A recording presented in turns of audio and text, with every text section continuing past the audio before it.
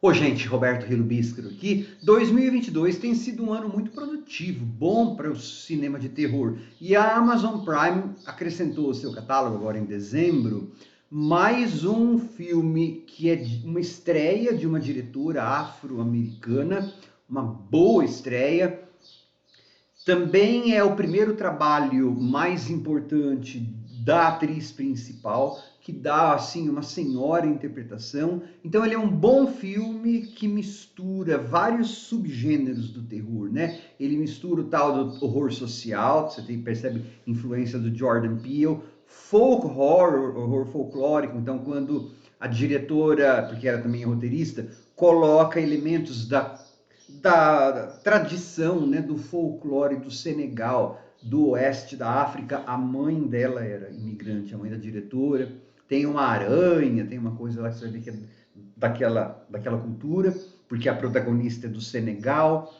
Tem, é claro, não dá para deixar de pensar em um certo tipo de horror de história de fantasma, horror psicológico e uma pátina, né, de sátira velada em tudo aquilo lá. O filme ele mais insinua algumas coisas do que explicita, tá? Então, na verdade, é um bom filme, é uma ótima estreia, muito promissora, só que vai acabar pagando um preço por insinuar mais, às vezes, do que mostrar. Fãs de filme de horror mais gore, mais nojentos, provavelmente não gostarão, né? E também acaba pagando um preço por tonalmente pular assim de subgênero para subgênero. Mas de forma geral é uma boa estreia. Antes de continuar, gostaria de convidá-los a se inscreverem no canal Robertando, curtir os vídeos, compartilhá-los, eu agradeço bastante. É uma boa estreia porque o roteiro, ele é bem pensado, nada ali na construção desse filme, não só no roteiro como na cinematografia, tá por acaso, tá? Você percebe na paleta de cores, por exemplo, quando a Aisha tá no seu ambiente com os seus iguais, né, os imigrantes africanos, tal, é tudo muito mais colorido. Quando ela está no apartamento dos patrões ou em Nova York, em outros lugares, é tudo mais frio, mais geométrico. É claro que isso não é nada criativo, a gente já viu 200 filmes com esse tipo de cinematografia, mas eu estou pensando em um todo, né? A história é assim, você tem a Aisha, que é uma imigrante ilegal do Senegal, por isso que ela tem que receber o pagamento dela em dinheiro, e isso torna muito vulnerável, né? Ela está em Nova York para conseguir juntar dinheiro e trazer o filhinho dela para a cidade. Por isso ela pega um trabalho como babá, né? Então a gente sempre tem que entender, como eu falei, o roteiro insinua mais do que ele explicita.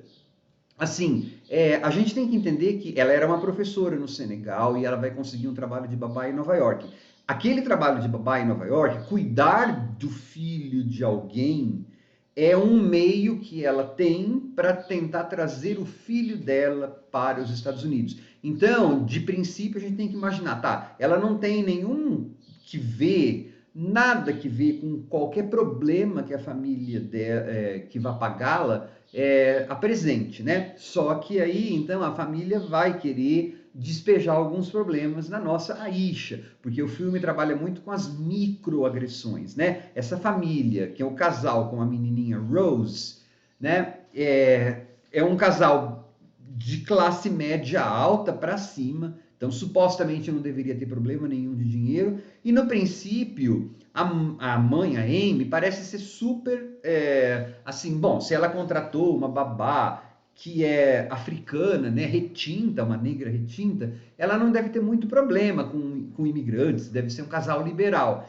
Olha, desde que a gente vê o primeiro contato entre elas, a gente percebe que a Amy ela tem problemas de controle, ela deve ser uma control freak.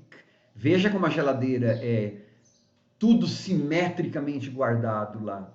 E aí depois, e veja a lista que ela dá para Amy, né, para Aisha, perdão, e aos pouquinhos a gente vai percebendo que o relacionamento vai assim, como a gente diz no popular, pelo menos na minha época e na minha região aqui do Brasil, a Amy, a patroa, vai pegando boca, ela vai esquecendo de pagar, né? Será que ela esquece de receber o salário? Ah, foi só um esquecimento, tadinho. Ela esquece, será de... Ah, ela também tem problema no serviço, ela se queixa com a Amy de sexismo no lugar de trabalho. Não é problema da Aisha isso. A Aisha tá lá para pegar o filho dela de volta.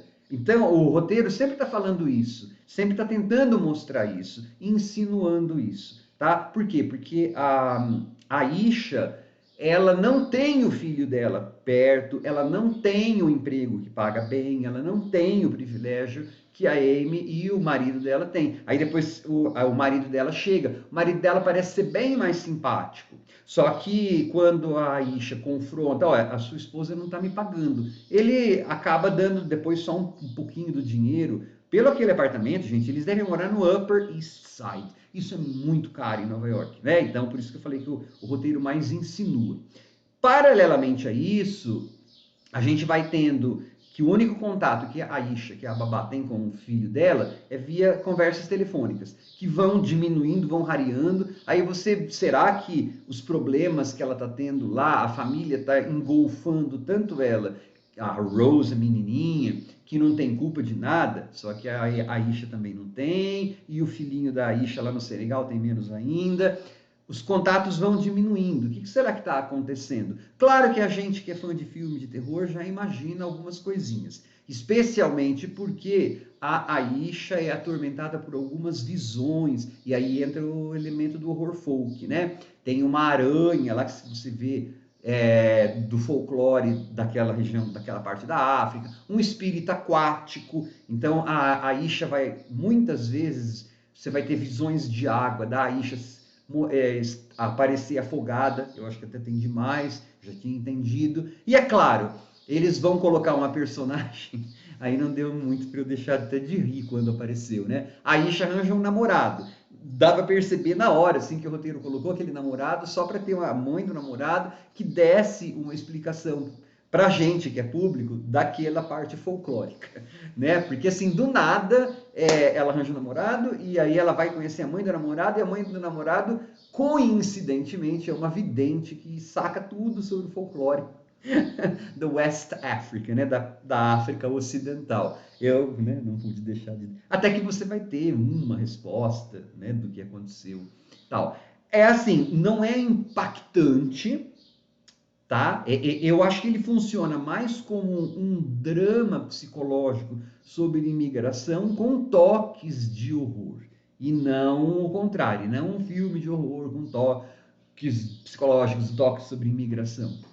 Tá? Mas inegavelmente é uma boa, é uma senhora, é uma respeitável estreia no mundo do horror de 2022. Sim, tá? Pode deixar com que algumas pessoas durmam, né? Quem gosta de filme que tem muito gore, muita violência, não, aliás, qualquer violência, não vai gostar desse. Até porque a violência aí, na verdade, é o que se chama de microagressão. A diretora e o roteiro estão trabalhando com o conceito de microagressão. Sabe aquela história assim? Ah, quando meu marido chegar, eu quero que você use este vestido vermelho. Meio que querendo mandar na moça. Aí ela fala, mas tá apertado. Não, tá ótimo. Isso é uma microagressão, né? Imagine você, se eu chegasse e falasse para você isso. Eu quero que você use essa roupa e você falar para mim, mas tá apertado. E eu falar, não, tá bom. Como? É você que está me dizendo que a roupa está apertada, então eu deveria escutar você. Não sou eu que estou padecendo com o aperto do maldito vestido, da maldita camiseta. Esse é o conceito de microagressão, que um monte de gente que acusa outras pessoas de fazer mimimi não consegue entender e aí faz mimimi dizendo que as pessoas fazem mimimi. Tá? Então o filme é muito sobre isso. Boa estreia, estou aguardando outros filmes de horror dessa moça. Ou não, tá? Vai saber se ela quis mesmo fazer um filme de horror. O baixo orçamento aí da Blumhouse meio que empaca algumas coisas. Tem uns CGIs. É o Jason Blum produzindo. Eu acho que assim, vale a pena mais pela discussão que o filme propicia e pela adição de uma nova voz ao mundo do horror. Mas é claro, esse filme, por mais legal que ele seja, ele não vai ser um Babadook, um Get Out. Eu acho que tem um pessoal que está exagerando um bocadinho com respeito aos louvores para babá. É um ótimo filme, mas Não é clássico ainda, não. Tinha que comer muita farinha para ser Babadook. Ou para ser outros. Mas muito bom, muito bom. Tchau.